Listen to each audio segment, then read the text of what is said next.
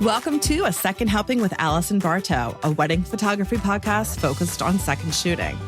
I'm going to discuss the pros and cons of second shooting, the different styles of wedding photography, how to get started second shooting, do's and don'ts, some tips I've picked up along the way, real-life wedding stories, thoughts on gear, feedback on educational courses I've taken, and I'll also talk to some other wedding photographers to get their opinions, thoughts, advice, and share their experiences. So plug in those batteries, ask the bartender for a Diet Coke, and let's talk second shooting. Welcome back to A Second Helping with Allison Barto, where we talk about wedding photography with a focus on second shooting. Today, I'm discussing how I got into second shooting and where last year's weddings came from. So, like a lot of wedding photographers, I was originally doing a lot of different freelance work. I was shooting events for clients like the Chester County Hospital, Westchester University, some law firms, some local food blogs, and some family portrait sessions. In 2011, I was asked to shoot a wedding for a friend's family member. So that was my very first wedding. I shot that as the lead and all by myself. I was thinking about it the other day and I was horrified. So I pulled up the contract and then I saw that it was for 12 hours and the total price didn't even have a comma in it. So I didn't feel so bad. And I know that I ended up shooting that wedding for over 15 hours. Everything worked out, but it is scary when you look back at some of your original weddings. I shot my next one in the spring of 2013. And shortly after that, I attended a lighting workshop with Mike Morby. And there I met a photographer named Pat, and we realized that we had a friend in common. In November of that year, I left my job in corporate America, and my husband and I purchased a flower shop. In 2014, Pat, the photographer that I'd met at the lighting workshop, asked me if I would second shoot for him at a wedding that June.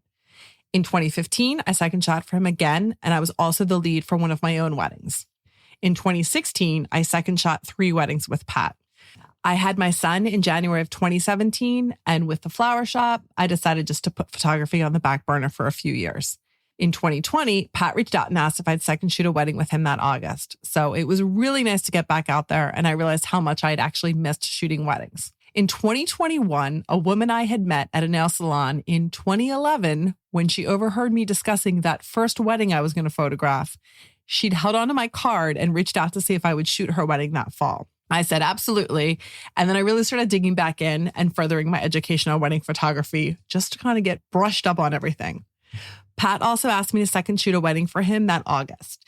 It was then I also bought my first mirrorless camera and started getting acclimated to using that. I also joined Shoot With Me, which is a platform where photographers can find second photographers or assistants to work for them. I was the lead photographer for my own wedding in October, and I also hired my first ever second shooter for that wedding. In November, I had my first second shooting opportunity through Shoot With Me. And then I had one more wedding with Pat in December, so I wrapped up 2021 with a total of 4 weddings. So in my first 11 years of shooting weddings, I had 13. Heading into 2022, I had 1 wedding scheduled. It was my first time being an associate shooter, which is being the lead shooter for somebody else's wedding that they booked. So I was actually hired by the photographer that I had hired to be my second photographer the previous October. In March, I took a 3-day wedding photography workshop that included a full-day second photographer boot camp.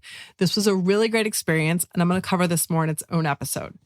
After meeting Megan Hoffer, she gave me the opportunity to second shoot for her, and I ended up shooting 3 weddings with her. I got another wedding request via Shoot With Me to shoot 2 weddings with a photographer, and those both went well, and I ended up shooting a total of 4 weddings with him. Another photographer reached out via Shoot With Me needing coverage, so I booked 2 weddings with her studio, where I worked with one of her photographers for a wedding and also with her for the other.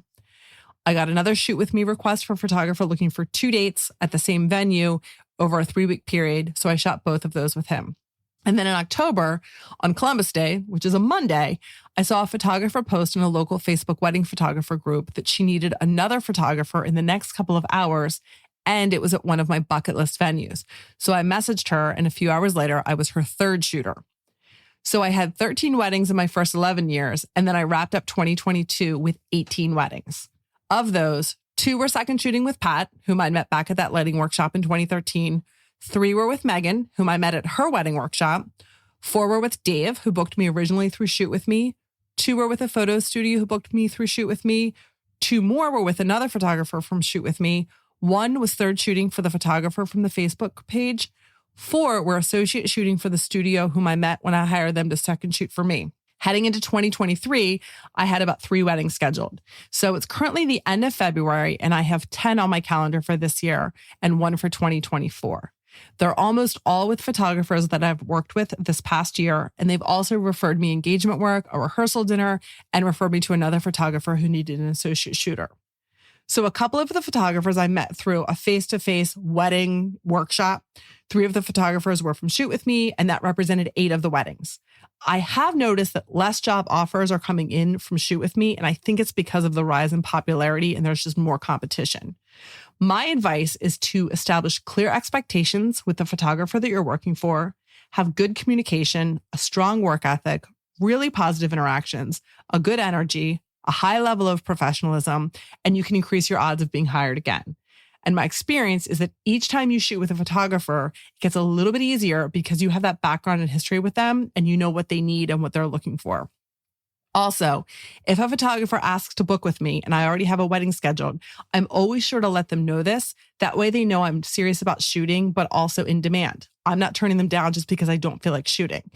And it always feels nice when someone reaches out early to get you on their calendar. So I found that when photographers know I'm booking a lot of weddings, they tend to reach out earlier and lock me in so that they're covered. I also love to be able to come through in a pinch when someone needs help because people do remember that. I've had a few opportunities where I was asked to cover something because someone backed out, and I've always been asked back by that company that hired me. And that's also why I never cancel, because there's a strong chance you're burning a bridge and you're going to be replaced. So work hard, have a good attitude, communicate well, and people will continue to want to work with you. Oh, and obviously take really great photos. I'd love to find out what your favorite way to get booked for second gigs are, or what you have found to be the most reliable, most consistent. And I'd love to hear some funny stories about how you ended up randomly booking a second gig. So shoot me an email, Allison@AllisonBartoPhotography.com, and I'd love to hear more. Thanks again for tuning in. Have a great day.